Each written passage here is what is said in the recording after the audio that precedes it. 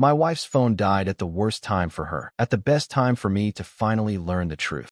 Timing is everything in life, but sometimes the timing that seems catastrophic for one person becomes the moment of clarity for another. When technology fails at an inconvenient moment, it can feel like the worst possible timing: a dead battery, a crashed device, a malfunction that disrupts carefully laid plans. But when that technological failure accidentally exposes months of deception and betrayal, the timing transforms from worst to best depending on which side of the truth you're standing on. What seems like terrible luck for someone hiding secrets becomes the perfect moment for someone who deserves to know the truth. Modern relationships often depend on technology functioning exactly as expected. Phones need to stay charged, messages need to remain private, and devices need to keep secrets separated from the people who aren't supposed to know about them. When someone is conducting a secret relationship, their phone becomes simultaneously their most valuable asset and their greatest vulnerability. A single technological failure at the wrong moment can transform months of careful deception into undeniable evidence that destroys everything they've been trying to protect. I'm Chris, 35 years old, and I work as a senior accountant for a regional firm in Seattle. My wife, Nicole, and I have been married for 7 years, together for 9. She's 33 and works as a marketing manager for a tech company. We own a beautiful townhouse with a view of the water, have a golden retriever named Scout, and what I believed was a strong, stable marriage built on shared financial goals, compatible lifestyles, and genuine partnership. Nicole and I had always maintained what I thought was an honest, transparent relationship. We talked openly about our days, shared details about our work lives and personal thoughts, and approached our marriage as a team working toward common goals. We'd never had major trust issues, communicated well about problems when they arose, and generally seemed to navigate married life with fewer complications than many couples we knew. Over the past 5 months, I had noticed that Nicole seemed more distracted than usual. She'd been spending more time on her phone, had developed a habit of taking calls in other rooms, and seemed to have more evening work obligations than she'd had in previous years. When I'd ask about the increased work demands, Nicole would explain that her company was going through a major rebranding initiative that required extensive coordination with external consultants and vendors. The rebrand project is consuming everyone's time right now, Nicole would say when she'd take yet another call in the bedroom with the door closed. We're working with this consulting firm that has very specific requirements about communication protocols and confidentiality. The explanation seemed professionally reasonable. Corporate rebranding initiatives typically do require extensive meetings, communications, and coordination that can extend beyond normal business hours. I supported Nicole's dedication to this important project and didn't think much about her increased phone usage or private conversations. Last Friday evening, Nicole was getting ready to leave for what she described as a critical strategy session with the rebranding consultants. These evening meetings had become a regular occurrence over the past few months, usually happening 2 or 3 times per week and sometimes extending until 10 or 11 at night. I should be home by 9 or so, Nicole said as she was gathering her laptop and materials. This is supposed to be our final review of the brand positioning strategy before we present to the executive team next week. Just as Nicole was about to walk out the door, I heard her make a frustrated sound from the entryway. "Damn it," she said, staring at her phone. "My battery just completely died. I thought I had enough charge to get through the meeting, but it won't even turn on now. Do you want to take my phone?" I offered. "You can use it to coordinate with your team if you need to." Nicole hesitated for a moment, which seemed unusual given that we'd shared devices countless times over the years without any issues or concerns. "That's okay," she said. "I'll just charge mine in the car on the way there. The meeting location isn't far, but you won't have it charged enough to use during the meeting," I pointed out. "And what if you need to access your messages or emails before you get there? Just take mine. You know my passcode." Nicole looked genuinely conflicted, which struck me as strange. We'd never been secretive about our phones or had any issues with occasionally using each other's devices when one of ours was unavailable. "Are you sure?" Nicole asked. "I know you usually watch the game on Friday nights and might want to check scores or stats." "I'm sure," I said, handing her my iPhone. "The game's not that important. Just bring it back when you get home." Nicole took my phone with obvious reluctance and left for her meeting. The hesitation and conflicted behavior seemed out of character, but I attributed it to stress about the important presentation she was preparing for. About 15 minutes after Nicole left, my phone, which was actually her phone since she'd taken mine, started receiving text notifications. I'd left my Apple Watch on the coffee table, and it was still connected to my iPhone through Nicole's iCloud iCloud account. The notifications started appearing on my watch screen, even though Nicole had taken the physical phone with her. The first notification that appeared made me immediately uneasy. Can't wait to see you tonight, beautiful. I've been thinking about you all day. The message was from someone named Marcus, with a contact photo I didn't recognize. The intimate tone and language were completely inappropriate for a professional colleague or business consultant. More notifications continued appearing on my watch as messages came through to my phone. Traffic is terrible. I might be a few minutes late to the hotel. No problem. I got us the same room as last time. Room 847. Perfect. See you soon, baby. I sat on the couch staring at my Apple Watch as text messages between my wife and someone named Marcus appeared in real time, revealing that Nicole's strategy meeting with rebranding consultants was actually a planned encounter at a hotel with someone she was clearly in an intimate relationship with. The notifications kept coming, each one providing more details about their plans for the evening and the ongoing nature of their relationship. They'd clearly been meeting regularly at hotels, had established patterns and preferences, and were communicating with the kind of casual intimacy that develops between people who've been involved for an extended period. I love you, Marcus had written. These Friday meetings are the only thing keeping me sane. I love you too, Nicole had replied. I wish we didn't have to hide this. I sat in our living room, watching my wife's affair unfold in real time through text messages appearing on my Apple Watch. The rebranding project that had been consuming her evenings for the past 5 months was actually a comprehensive relationship with someone she'd been meeting regularly while lying to me about work obligations. When Nicole returned home around 9:30 that evening, I was still sitting on the couch with my Apple Watch displaying the message thread that had been appearing throughout the evening. How was the meeting? I asked as she walked in. Productive, Nicole said, handing me back my phone. I think we're in good shape for next week's presentation. That's good, I said. Did Marcus have useful input on the brand positioning strategy? Nicole's face went completely white. She stood frozen in the entryway, still holding her laptop bag, unable to formulate a response. How do you know about Marcus? She finally whispered. Your messages have been appearing on my Apple Watch all evening, I said, holding up my wrist to show her the device. When you took my phone, it was still connected to my watch through your iCloud account. I've been reading your conversation with Marcus in real time while you've been at the hotel with him. Nicole sat down heavily on the chair by the door. For several minutes, she said nothing, just stared at the floor while processing the fact that her technological mistake had exposed everything she'd been hiding. Chris, I can explain, she finally said. Then explain, I replied, because what I've been reading for the past several hours looks like you've been conducting a complete relationship with someone named Marcus while lying to me about work projects. The conversation that followed was the most devastating of our marriage. Nicole admitted that she'd met Marcus 5 months earlier when her company had hired his consulting firm for the actual rebranding project. Their professional collaboration had evolved into personal conversations, emotional connection, and eventually a physical relationship that had been ongoing for the entire duration of the project. It started as just professional networking, Nicole said, though her explanation sounded rehearsed and unconvincing. Marcus and I worked closely together on strategy sessions, and we developed a connection that evolved into something more personal. But professional networking doesn't require secret meetings at hotels or expressions of love sent through text messages. When someone creates a fictional version of work obligations to cover their activities, it indicates that those activities are inappropriate and damaging to their marriage. Nicole admitted that her relationship with Marcus had become the primary focus of her emotional life. The Friday evening strategy sessions had been their regular time to meet, and they'd been discussing the possibility of making their relationship permanent once the rebranding project officially concluded. We've been talking about what it would look like if we could be together openly, Nicole said. Marcus is divorced and has been encouraging me to consider whether I want to stay in a marriage that's become comfortable but not passionate. The revelation that Nicole had been discussing leaving our marriage with her affair partner while maintaining the daily pretense of being a committed wife was devastating. She'd been treating our relationship as something she was evaluating for potential disposal while using work obligations as cover for developing an intimate relationship with someone else. The text messages I'd seen on my Apple Watch had revealed not just the affair itself, but the depth of Nicole's emotional investment in her relationship with Marcus. They'd been expressing love for each other, making plans for a future together, and treating their Friday meetings as the highlight of their weeks, while I'd been home thinking my wife was working late on an important project. How many of the evening meetings over the past 5 months are actually with Marcus? I asked. Most of them, Nicole admitted. The rebranding project was real, but Marcus and I would extend our legitimate work sessions into personal time, or sometimes we'd skip the work meetings entirely and just meet at the hotel. The systematic nature of Nicole's deception made the betrayal even worse. This wasn't an impulsive mistake or a momentary lapse in judgment. This was a carefully planned, ongoing relationship that she'd been conducting for months while creating elaborate cover stories stories about work obligations to hide her activities from me. When I asked Nicole whether she wanted to try to save our marriage or continue her relationship with Marcus, she initially claimed that having her affair exposed had made her realize what she'd been risking and that she wanted to end things with Marcus and work on rebuilding our relationship. I never meant for it to go this far, she said. It started as an emotional connection that felt exciting and validating, but I never intended to actually leave our marriage. But the text messages I'd read told a different story. Nicole and Marcus had been discussing their future together and planning for the possibility of making their relationship permanent. Her distress seemed more about being caught than about genuine remorse for betraying our marriage. We attempted marriage counseling, but the sessions revealed that Nicole's affair had been facilitated by her fundamental dissatisfaction with what she perceived as the routine nature of our relationship. She'd sought excitement and passion through a secret relationship instead of working with me to address her concerns about our marriage. I felt like we'd become comfortable roommates instead of romantic partners, Nicole said during counseling. Meeting Marcus reminded me what it felt like to have someone be intensely interested in me and excited about spending time together. The counselor helped us understand that long-term marriages require ongoing effort to maintain excitement and connection, but that conducting a secret affair while remaining married represents a fundamental violation of trust that's extremely difficult to repair, especially when the affair has involved systematic deception over an extended period. Despite months of counseling sessions, I couldn't rebuild trust with someone who'd been lying to me about her activities for 5 months while conducting an intimate relationship with another person. The text messages I'd seen had shown not just the affair itself, but Nicole's willingness to create elaborate fictional work scenarios, prioritize her secret relationship over our marriage, and plan a future that excluded me while maintaining the pretense of partnership. We separated 4 months later. Nicole's relationship with Marcus continued after our separation, and according to mutual friends, they moved in together shortly after our divorce was finalized 6 months later. The experience taught me that sometimes technological failures happen at exactly the right moment, depending on your perspective. Nicole's phone dying just before she left to meet Marcus seemed like the worst possible timing for her. It forced her to take my phone, which remained connected to my Apple Watch, and exposed her entire affair in real time. But for me, that technological failure was the best possible timing because it revealed a truth I deserved to know but might never have discovered otherwise. Looking back, I realized that Nicole's increased phone usage, her habit of taking calls in private, and her regular evening work obligations were all signs that she was maintaining a significant relationship that didn't involve our marriage. But because her explanations about the rebranding project seemed professionally credible, I interpreted these behaviors as evidence of career dedication rather than personal betrayal. I'm in a relationship now with someone who values transparency about professional relationships and doesn't use work obligations as cover for personal activities. We've discussed the importance of addressing relationship concerns directly rather than seeking fulfillment outside our partnership, and we've established clear communication about workplace interactions and evening commitments. The most important lesson I learned is that the truth has a way of revealing itself, often through the most unexpected circumstances. Nicole's dead phone battery seemed like a minor inconvenience that could be easily solved by using mine. But that simple technological failure created the conditions that exposed 5 months of systematic deception. That Friday evening, when Nicole's phone died at what seemed like the worst possible time for her, taught me that sometimes what appears to be terrible timing for one person is actually perfect timing for another. The technological failure that disrupted her plans to meet Marcus secretly became the mechanism that revealed the truth about her double life and gave me the information I needed to make informed decisions about my marriage and my future. The worst time for her became the best time for me. The moment when months of lies and hidden betrayal were accidentally exposed through a dead battery and a connected Apple Watch that continued to receive messages she never intended for me to see.